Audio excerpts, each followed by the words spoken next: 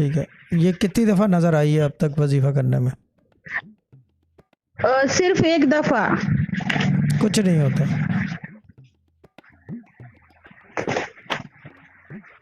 कुछ नहीं होता।